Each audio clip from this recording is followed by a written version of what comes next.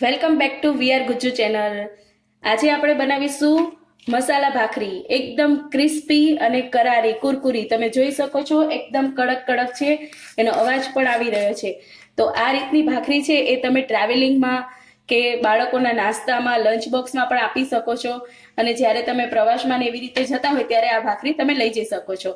તો ચલો video start કરીએ। આ કેવી રીતે બનાવવાની છે, ઇન્ગ્રેડિયન્ટ્સ બધું જ સાથે મળીને આપણે રેસીપી બનાવીએ। તો મસાલા ભાખરી બનાવવા માટે આપણે આ રીતે એક નાની ખાંડણી લઈ લીધી છે। એમાં આપણે 2 ચમચી તલ એડ કરીશું, અડધી ચમચી અજમો, 1 ચમચી જીરું।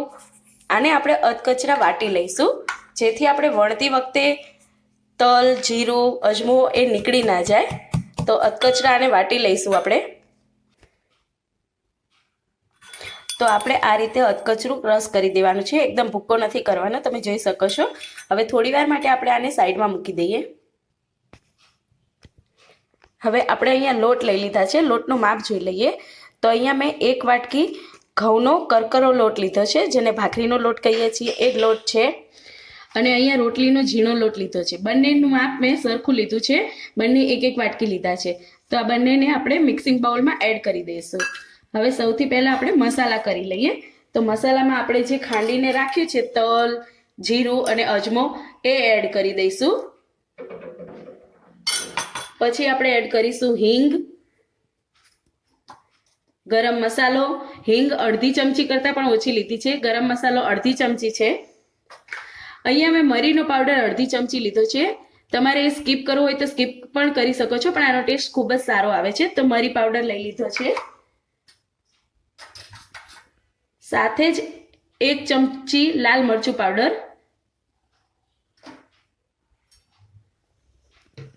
1/4 ચમચી હળદર,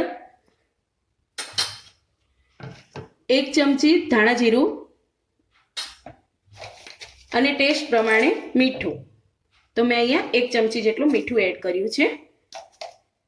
હવે આપણે આમાં એડ કરીશું કોથમીરના પાન, જે મેં ધોઈ અને સાફ કરી લીધા છે। તો એ આપણે થોડા એડ કરીશું। અહીંયા મેં લીધી છે કસૂરી મેથી। કસૂરી મેથી મેં 2 મોટી ચમચી જેટલી લીધી છે, એને હાથોથી ક્રશ કરી લઈશું આ રીતે બંને હાથથી, અને એ એડ કરી દઈશું।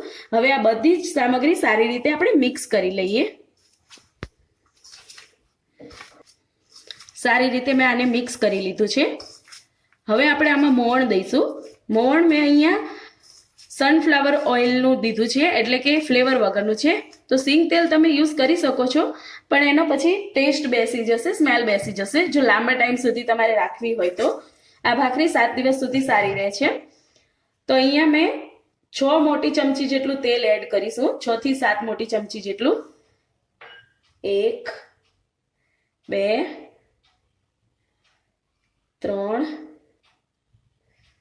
4 5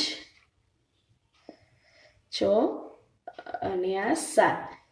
હવે આપણે સારી રીતે આ બધું જ મિક્સ કરી લઈએ। આમાં મુઠ્ઠી પડતું મોણ હોય છે, આપણને જરૂર લાગે તો હજી આપણે એડ કરીશું, પણ પહેલાં આપણે મિક્સ કરી લઈએ। આમાં મોણ સારું એવું રાખવામાં આવે છે, જેથી એકદમ ક્રિસ્પી બને। તો આ રીતે મેં બંને હાથોથી આ રીતે મિક્સ કરી લીધું છે। હજી મને થોડું ઓછું લાગે છે, આ રીતે મુઠ્ઠી પડતું, પણ મુઠ્ઠી તૂટી જાય છે। તો થોડું હજી 1 ચમચી જેટલું આપણે તેલ એડ કરી દઈએ। તો 1 મોટી ચમચી હજી પણ હું તેલ એડ કરું છું। હવે આને સારી રીતે ફરીથી મિક્સ કરી લઈએ। તો આ સારી રીતે મિક્સ થઈ ગયું છે, અને કોરો લોટ આપણને ક્યાંય દેખાઈ નથી રહ્યો, અને આ રીતે મુઠ્ઠી પડતું મોણ પણ રેડી થઈ ગયું છે। હવે આનો લોટ આપણે પરોઠા જેવો બાંધવાનો છે, પરોઠા કરતાં પણ થોડો કડક બાંધવાનો છે। તો થોડું થોડું પાણી એડ કરી અને આપણે એકદમ કઠણ લોટ બાંધી લઈએ। તો આ રીતે થોડું થોડું જ પાણી લેવાનું છે।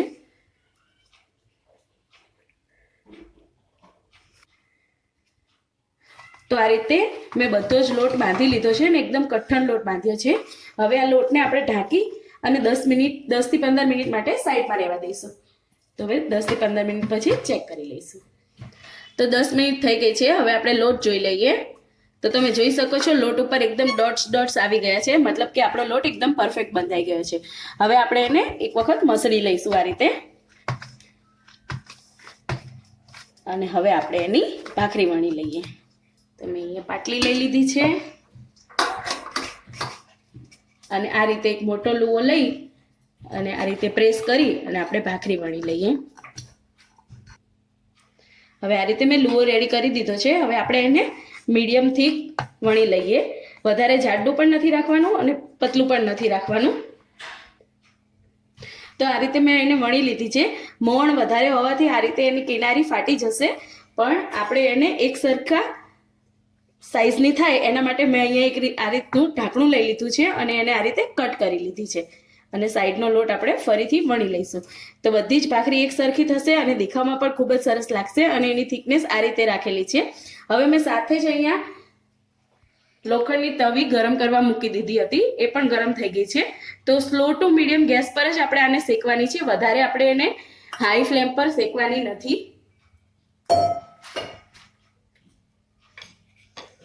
આને શેકવાની થોડી પણ આપણે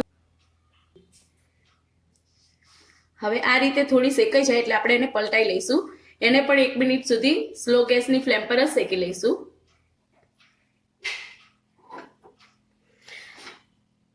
બીજી બાજુ પણ આ રીતે શેકાઈ ગઈ છે. હવે આપણે આની ઉપર થોડું ઘી લગાવી દઈએ.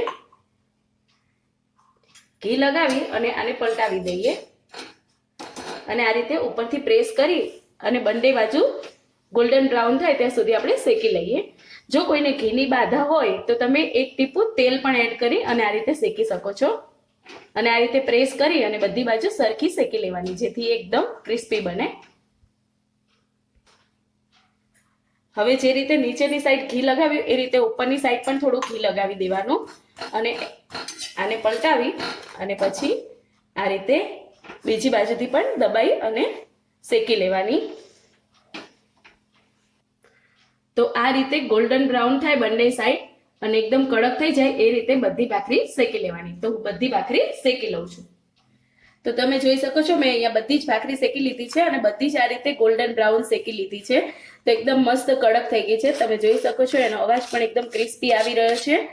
અને હું તમને તોડીને પણ બતાવું તો એકદમ ક્રિસ્પી છે, અંદરથી પણ એકદમ પડવાળી છે. તો આ ખાવામાં ખૂબ જ સરસ લાગે છે. તો ચલો હવે આપણે એનું સર્વિંગ કરી લઈએ. તો મેં અહીંયા આ રીતે ભાખરી લઈ લીધી છે, સાથે લીધા છે રાયતા મરચા. તમે આ ભાખરીને દહીં સાથે, ચા સાથે, રાયતા સાથે પણ સર્વ કરી શકો છો અને આચાર સાથે પણ સર્વ કરી શકો છો. અત્યારે હું ચા સાથે સર્વ કરું છું.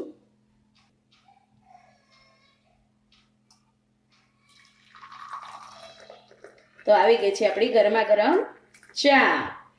તો ચા સાથે આ ભાખરી ખૂબ જ સરસ લાગે છે. તો તમે જોઈ શકો છો આપણી ક્રિસ્પી ભાખરી એકદમ રેડી થઈ ગઈ છે. તો ચલો તમે પણ આવી જાઓ. અને તમને આજની આ રેસીપી કેવી લાગી મને કમેન્ટ કરીને જરૂરથી જણાવજો. અને વિડીયો પસંદ આવ્યો હોય તો વિડીયોને લાઈક અને શેર કરવાનું ના ભૂલતા. મળીશું નવા જ વિડીયો સાથે. ત્યાં સુધી bye bye. Thanks for watching.